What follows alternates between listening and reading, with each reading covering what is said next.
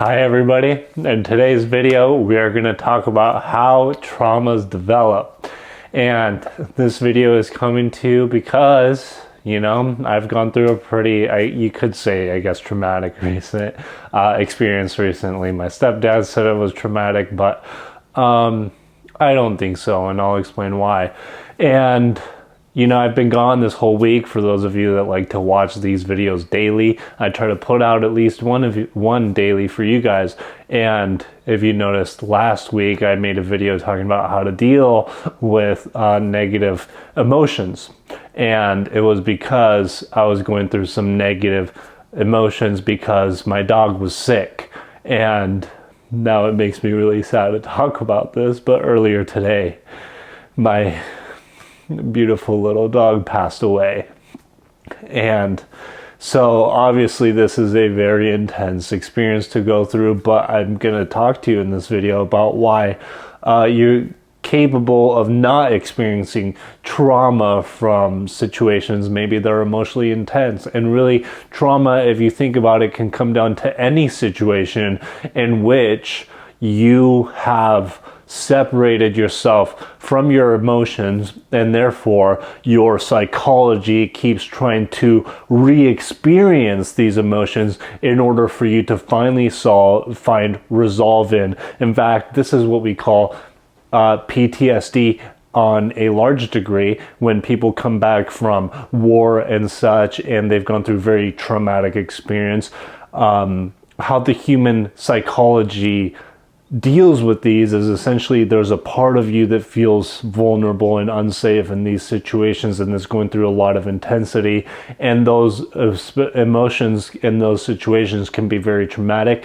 And so essentially your psychology compartmentalizes them into a certain section of your mind, and then the other section of your mind is used for, example, like survival in that situation that we're talking about. And so essentially you have this split where your psychology is working two different sections, and one is essentially set on pause and the other continues to go forth to help you deal with whatever situation is at hand. And once you have come back to a safe place, these emotions that were set on pause are going to essentially continue to come forth. And here's where people really run into issues. And also keep in mind, I'm not a doctor or anything. This is literally just from the books I read, the literature I've encountered within my life, and everything that I've learned are the things that I say. Just know I'm not a doctor, right? So always seek professional and medical advice or professional advice wherever you need it.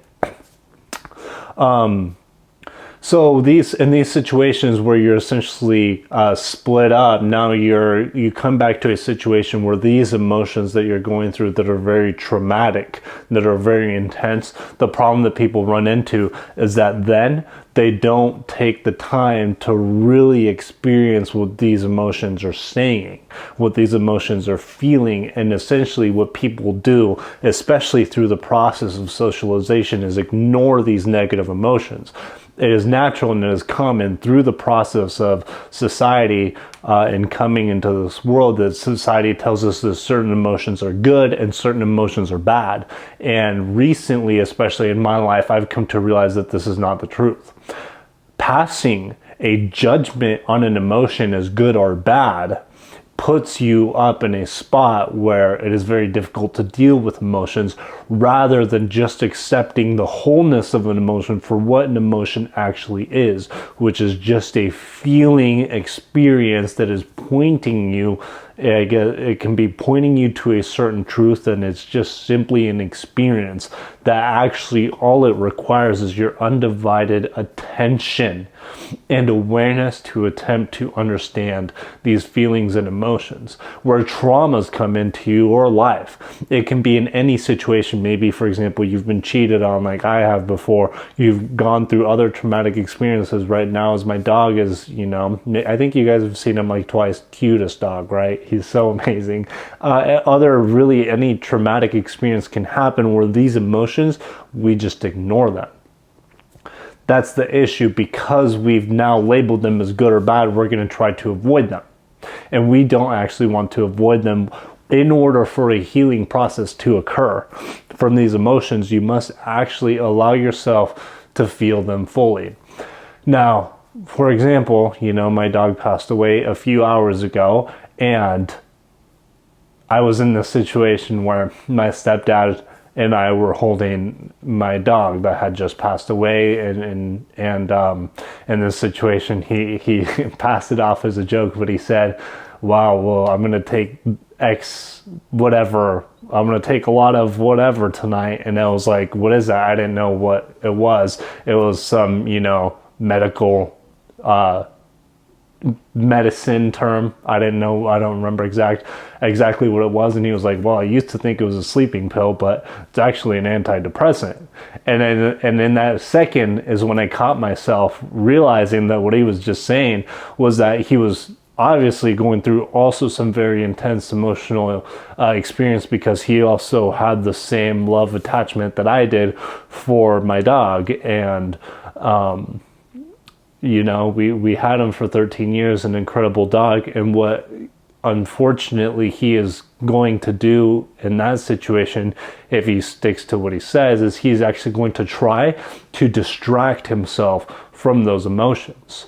And that can be through any coping mechanism that people use. See, what people don't realize is you can use positive and negative coping mechanisms. For example, that one would be a drug-related one, right? That's not a very healthy way of coping with an emotion. So a lot of people use alcohol. It can be related to other drugs, the classic street drugs that get people into a lot of issues. It can also be, believe it or not, you can use a coping mechanism as being insatiably positive. You can write, for example, positive focus is one that can actually be used as a coping mechanism to avoid you from feeling the emotions that you're actually feeling. For example, if I switched into a mindset that all of a sudden I was like, "Oh, well, everything is, I am totally okay because of this, and that," and I tried to distract myself through the use of positivity from the emotion that I was feeling, I would actually be telling myself that it's not okay to feel sad, and therefore I am still continuing to reject and try to ignore that emotion that I'm feeling at that time. There's actually a moment and a right and proper place for making the decision to allow yourself to feel better, but that decision to allow yourself to feel better has to come after you have given your emotion that you're feeling a full, it's full and undivided attention, because it's really what it's crying out for. And so, for the past few hours that I've, for example, been sat in this, is that I haven't done any drugs. I haven't drank any alcohol. I haven't tried to distract myself with anything else. I haven't tried smoking or anything. I don't, because what I really want to try to do to be the healthiest version of myself while I'm dealing with these emotions is taking the time to actually be with them. And this is what I would recommend for you when you're in these situations, when you're feeling negative emotions. It's very easy, because society has told us that certain emotions are right or wrong, to want to avoid them. And this is also in a way part of our psychology, because we want to avoid pain and go towards pleasure. This avoiding pain and going towards pleasure, there's nothing wrong with that. It's part of who we are, and it's a really good system that we have. The problem that we have with this system is when we try to reject and ignore when we're feeling pain. When we're feeling pain and we're trying to pretend like it doesn't exist, that's when you get into issues. It's almost like saying, for example, let's say you have an infection on your foot, right? You have some sort of disease, you have some sort of sickness that if you go to the doctor's office and you get an antibiotic, you could fix whatever's going on, and your foot is good to go. But if you're trying to use positive focus to say, "No, my foot's totally fine," when it's clearly not, you're going to have an issue. If you don't pay proper attention and focus to the things that are calling out for your attention, ignoring them doesn't make the problem go away. The problem still exists. And by taking the time to put energy into that and create resolve for that situation, a healing can occur. Whether that's for the physical body or that's, I guess, for the emotional body. And by taking the time to understand that it is okay for you to feel your emotions, you're actually allowing yourself to be in a spot where two things can happen for you in your life. First, you can now avoid future traumas, right? You can now, as you move forward in your life and painful experiences are still going to happen, you can avoid putting yourself in a bad situation by continuing to ignore your feelings. Now you can actually feel them and you won't continue to maybe develop some level of PTSD. I have to do more research on it, but I've even had some small conversations with some of you guys talking about CPTSD, I believe complex PTSD, coming as a result of abuse from narcissistic relationships. And that it all comes from us trying to avoid these negative emotions and trying not to feel them when they're just asking to have a full moment of attention and awareness to be felt.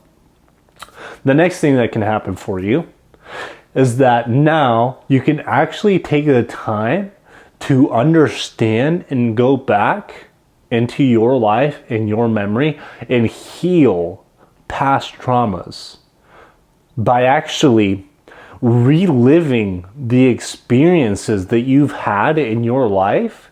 You can relive them, re-experience them.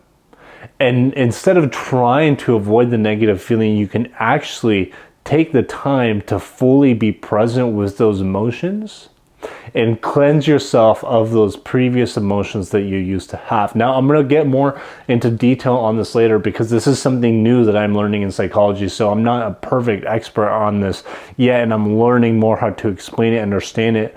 So understand that when you can actually go back into your memories and re-experience them and create past healing in your previous experiences that you've had, that then puts you in a healthier spot to continue moving forward in your life from today and onward. So it's really important now you have a double ability to not only avoid future traumas, but you can go back and heal previous traumas, and that just sets you up in a really positive spot to live the happiest life that you could possibly live. And also, I just want you to know, for re-healing past traumas, it's actually a scientific fact that you can rewire your brain when you re-experience these previous traumas and take the time to be fully present with those emotions. It actually rewires your brain in a newer, healthier way without rejecting the reality of what happened. Some people, some psychologists, what they like to do is they like to relive the memory, and they like to change the memory to be something that maybe it wasn't. And I don't necessarily think I like this idea, and it's something I'm going to be delving into, but I do know you can go back and rewire the healing process of that previous memory. So we're going to be talking about that in future videos. So if you want to see more of that stuff, make sure you hit subscribe. Thank you guys so much for being a part of this video, and I want to send you guys lots of love and prayers. And this experience is also meant for me. This is the first time I've had somebody, or I guess a being, since it's not technically human, a being close to me pass away. So this is like my first experience with a death. And, you know, it's definitely interesting. And I think it's important to move forward in our lives and allow ourselves to feel emotions without telling ourselves it's wrong to feel a certain way, or certain emotions are good and certain emotions are bad. They're simply just experiences that are asking for your full, undivided attention. Thank you guys so much for watching. I appreciate you sticking around for this video. And if you want to support me as a creator so I can do this channel full time, I would appreciate it. Click the link in the description down below to sign up for the Patreon. I'm going to send you a free wristband when you do that, free Legend wristband. So thank you so much. Lots of prayers to you guys. Thank you for watching the videos. See ya.